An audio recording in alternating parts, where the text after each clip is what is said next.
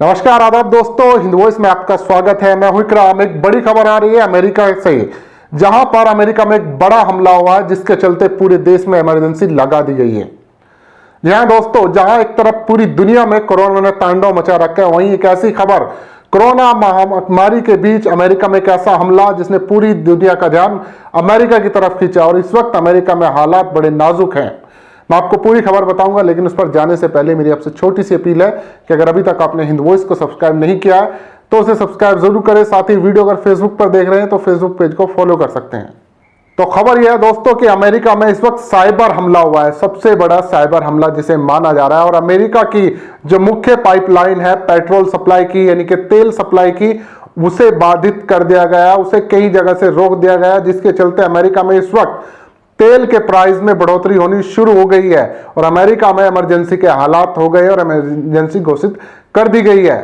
यह हमला इस बीच हुआ जब देश में, अमेरिका में भी कोरोना चल रहा था, लोग उससे धीरे धीरे उभर रहे थे और वापस अपनी रोजमर्रा के कामों पर लौटने लगे थे। और तेल की जो बढ़त थी वो धीरे धीरे बढ़ती जा रही थी, उसकी जो खपत थी वो धीरे धीरे बढ़ती जा रही थी और कंपनियां इस वक्त सोच रही थी कि तेल में बढ़ोतरी कैसे की जाए। लेकिन इसी बीच एक ऐसा हमला हुआ जिससे ये सारी सेवाएं बाधित हो गई और इमरजेंसी लगानी पड़ी, क्योंकि ऐसे में इस वक्त सारे तेल कर्मचारी जितने हैं, तेल कंपनी में काम करने वाले कर्मचारी अपने घर से बैठकर काम कर रहे थे। अंदाजा लगाया जा रहा है कि ये जो हैकिंग हुई है, जो ये हैकरों ने हमला किया, साइबर अटैक जो हुआ, ये उनके लॉगिन आईडी चुराकर किया गया है। किसने किया है और ये अब क्या हालात अमेरिका में आने वाले हैं, जरा ध्यान से सुनिए। देखिए, अमेरिका की सबसे बड़ी तेल कंपनी जो सप्लाई करने वाली पाइपलाइन है जिसका नाम कोलोनियल पाइपलाइन है, इससे तकरीबन रोजाना 25 लाख बैरल तेल सप्लाई किया जाता है। और ये अमेरिका के सभी राज्यों में, खासकर ईस्ट राज्यों में डीजल, गैस और जेट ईंधन की 45% आपूर्ति ज्यादातर इसी पाइपलाइन से होती है। सबसे ज्यादा पाइपलाइन जो है इसी पाइपलाइन से तेल सप्लाई पूरे अमेरिका के राज्यों में किया जाता है। लेकिन शुक्रवार की शाम इस पाइपलाइन पर कुछ हैकरों ने हमला किया, जिसकी वजह से यह खबर कल रात से बाहर आना शुरू हुई। जानकारों का यह कहना है कि इसकी वजह से सोमवार को ईंधन की कीमतें तकरीबन 2 से 3% बढ़ जाएंगी और फिलहाल पूरे अमेरिका में एक तरह से इमरजेंसी घोषित की जा रही है।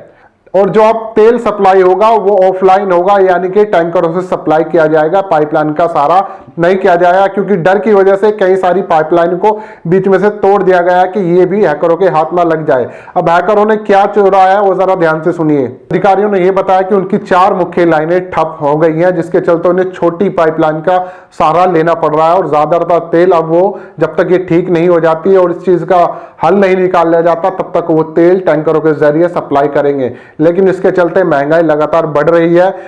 तेल विशेषज्ञ गौरव शर्मा ने इस चीज को कहा है कि अभी बहुत सारा ईंधन जो कच्चा तेल है वो टेक्सास राज्य की रिफाइनरी में अटक गया है।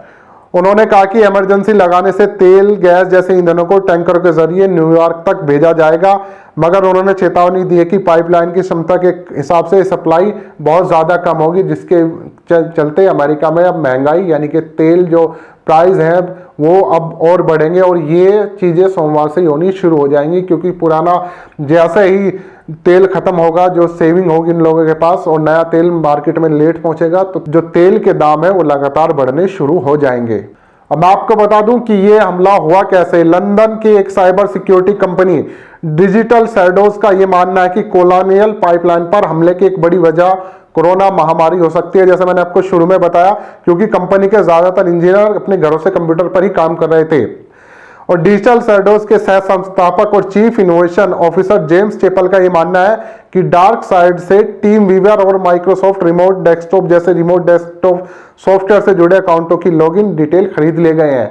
यानी कि आज के टाइम में वो सॉफ्टवेयर जिनसे हम घर बैठकर वर्क टू होम कर रहे हैं, जैसे जिसमें एनी डेस्कटॉप है, टीम वीवर है, स्काइप है और अलग अलग जूम है, ये सारी ऐप, इनकी लॉगिन डिटेल खरीदी गई है। लेकिन इसका मतलब मानने जाए कि कुछ भी सिक्योर नहीं है, कुछ भी कभी भी किसी के साथ हो सकता है।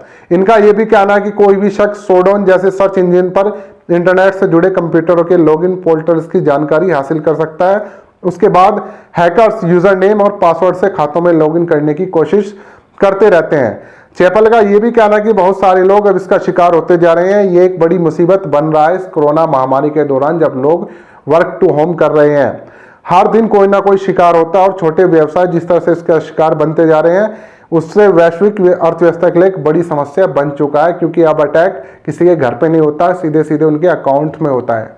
अब आप ये सुनिए कि ये जो गिरोह है साइबर अटैक, ये कहाँ का रहने वाला है, क्योंकि पहली नजर में जो रिसर्च हुआ उनका ये कहना है ये गैंग किसी रूसी भाषा बोलने वाले देश में स्थित है, क्योंकि ये उन कंपनियों पर हमला नहीं करता जो रूस और उसके आसपास देशों के में स्थित है।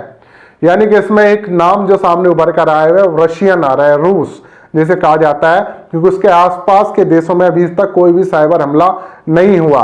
ज्यादातर यूरोप यूएसए में हुए हैं ये हमले, और ये जो भाषा पहले निकलकर सामने आती है ये रशियन भाषा नजर आ रही है। ये लंदन की एक साइबर सिक्योरिटी कंपनी है जो सारी चीजों पर जांच पड़ताल करती है, ये उसका कहना है। फिलहाल अमेरिका में हालत खराब है तेल को लेकर, और 2-3 दिन में इसका असर पूरा देखने को मिलेगा।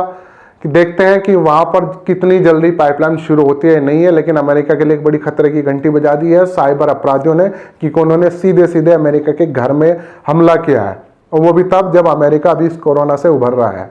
आप लोग क्या कहना नीचे कमेंट कर सकते हैं, साथ ही इस खबर को ज़्यादा से ज़्यादा शेयर कर सकते हैं। दोस्तों मिलते हैं फिर किसी और एपिसोड में।